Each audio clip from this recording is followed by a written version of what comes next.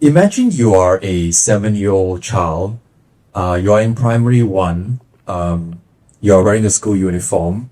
It has been raining overnight, and you come to class, and you realize that water is seeping through the classroom door. Your teacher wants to reassure you. Some children are starting to panic. Some are starting to cry. The teacher asks you to climb on the school table, and you hold your friend's little tiny hands, trying yourself not to cry because you are afraid at something which you do not have knowledge about. That is not fiction. That is what happened to hundreds and thousands of school-going children last year, and the year before, and the year before. That is the reality of climate change in Malaysia. Now, I'll let you all to imagine you are now a 18-year-old teenager.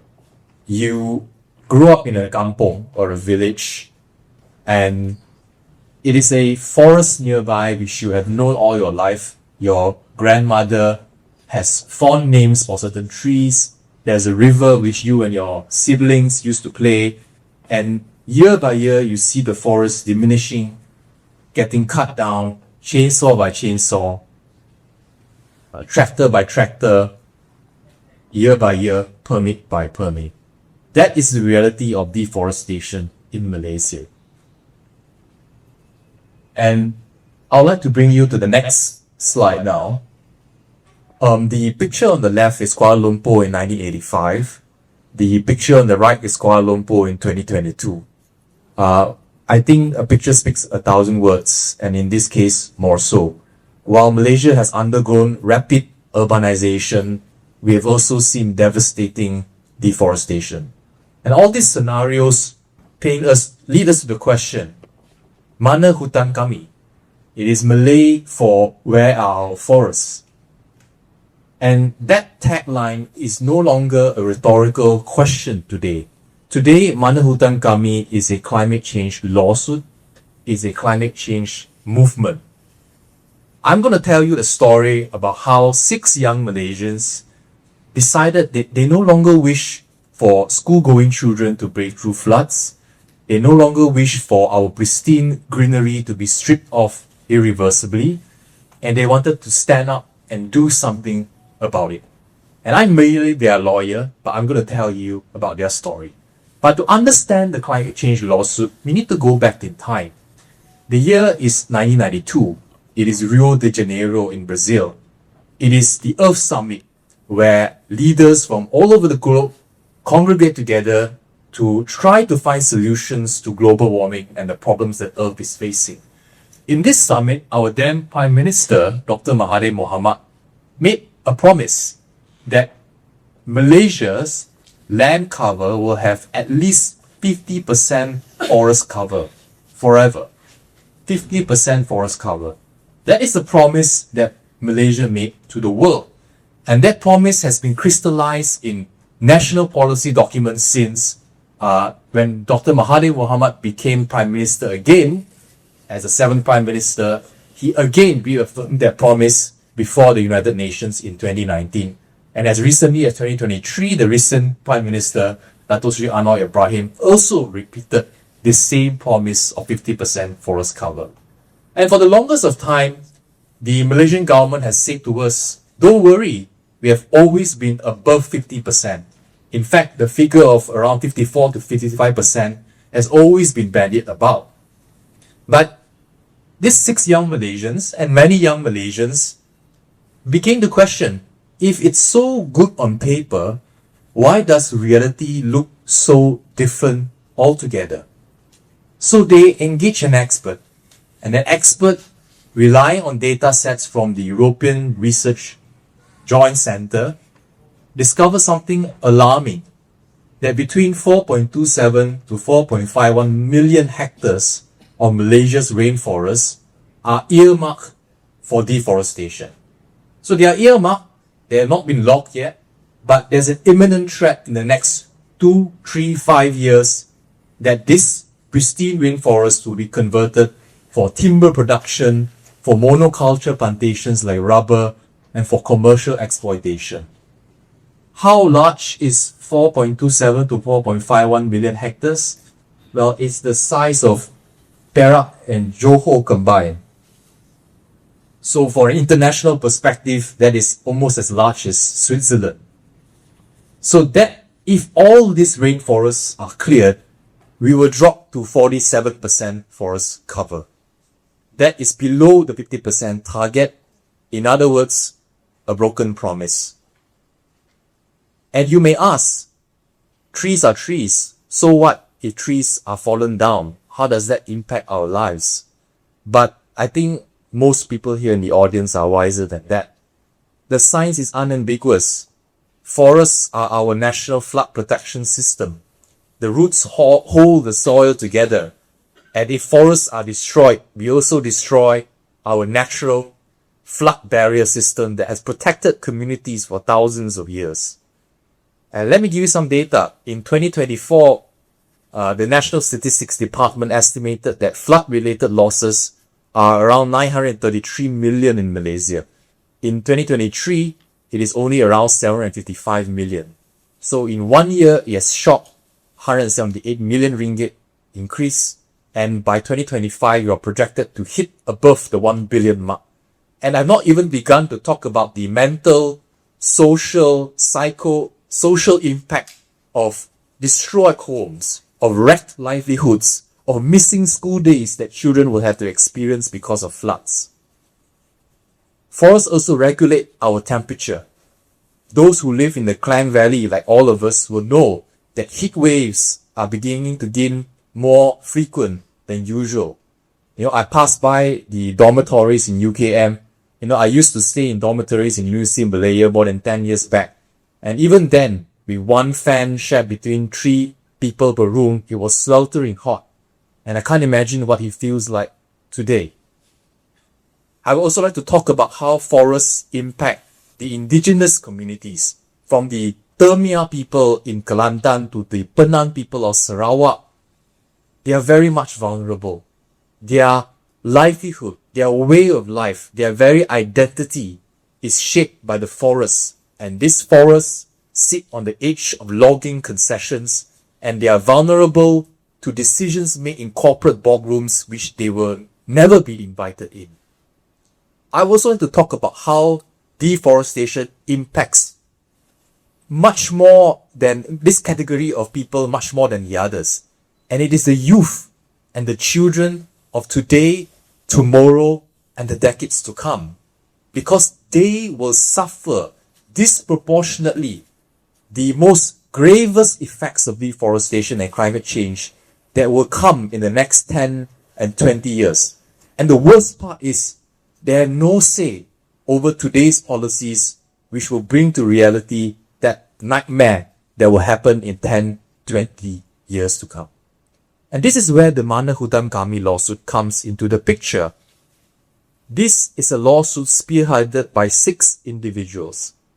And I'd like to talk about them. They are A.B. Lim, Siti Fatima, Winona Alicia, Jemak Anak Raymond, Lee Yu Dong, Adam Tay, and Amira Aliyah binti Abdul Aziz. They are ordinary Malaysians. Most of them are students. Some of them are involved in NGO and policy research. And Amira Aliyah, in fact, she's only 18 years old, the youngest in the group. And she told me that to her and to many young people, this lawsuit will determine their fate, because they are beginning to lose hope day by day, uncertain of a future that they may never have. So Amira Aliyah is only a pre-university student. She should be worried about exams, deadline for assignments, what's the next big thing in anime. But instead, she has to worry whether there will be a livable future for her when she graduates. And that is the price of silence. But these 6 young Malaysians decided that they will no longer be silent anymore. That they want to do something about it, that someone should do something about it. And they decided that, well, that someone would be them. In February this year, we filed a suit and we named the Minister of Natural Resources and Environmental Sustainability and the federal government of Malaysia as respondents. And in this lawsuit, these 6 Malaysians are arguing 3 very straightforward points. First, their right to life, which is guaranteed under Article 5 of our federal constitution, our highest law of the land. Their right to life will be affected.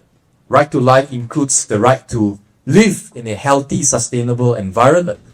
But if the environment that you're living in is a cooking pot in the years to come, then your right to life is threatened.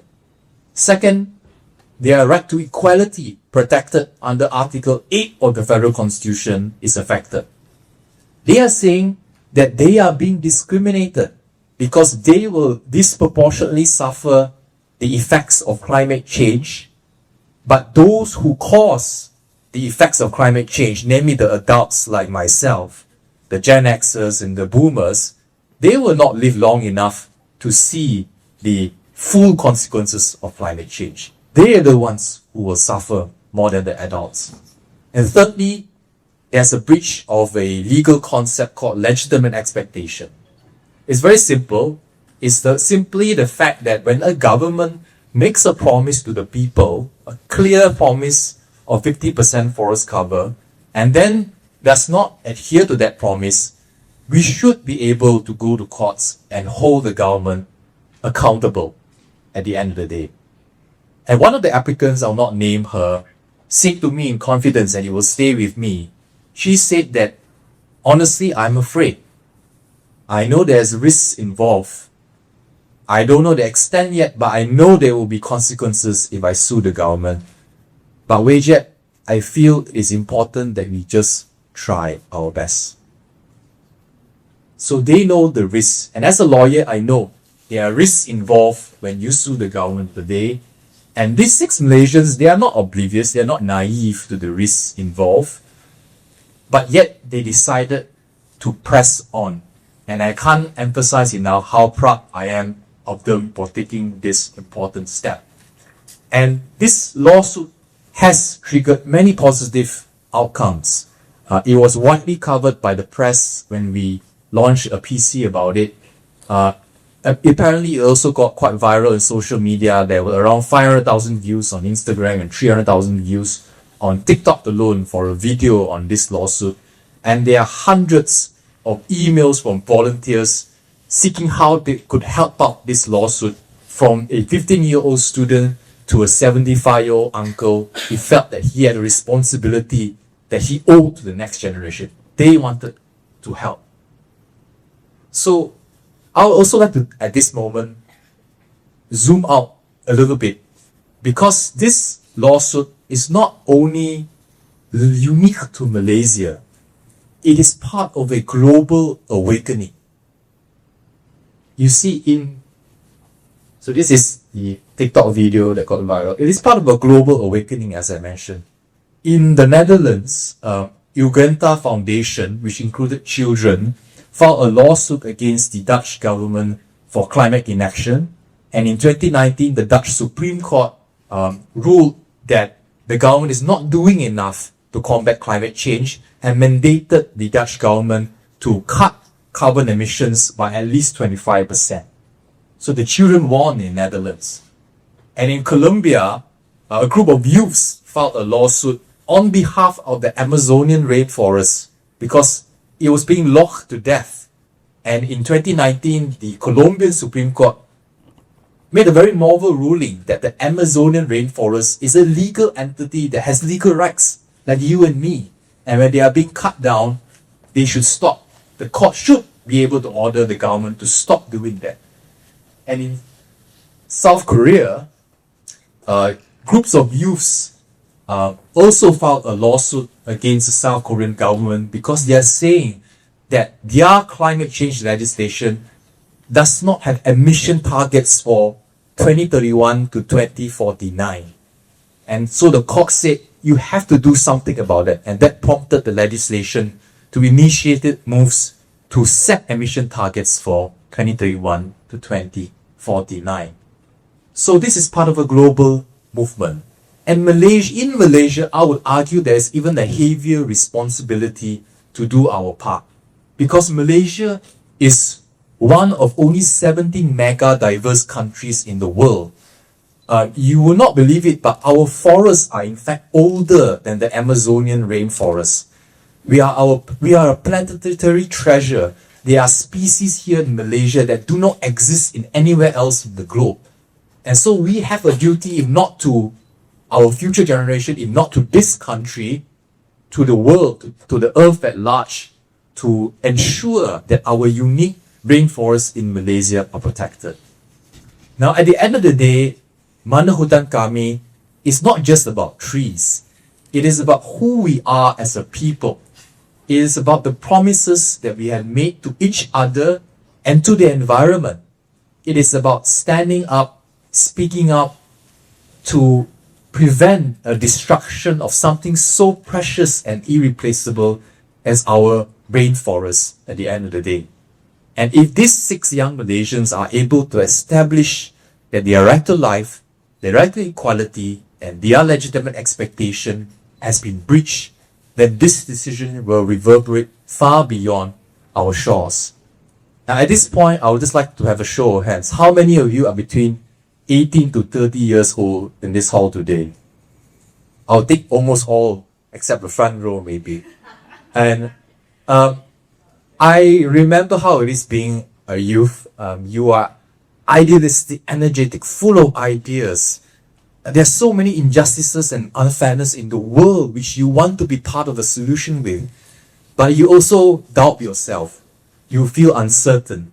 Sometimes you feel fear. And this may sound cliche, but it's very true. There's a quote by former US President Franklin Delano Roosevelt, who said that courage is not the absence of fear, but rather an appreciation that there is something far more important than fear itself. And for these 6 young Malaysians, they do feel fear, they do feel doubt, they do feel uncertainty, but they realize that the forest and this movement is bigger than themselves and they're willing to step forward. So the question to all of you today is, what will you ask? What brimming issues or causes which you will refuse to stay silent about? And what are you going to do about it ultimately? Thank you.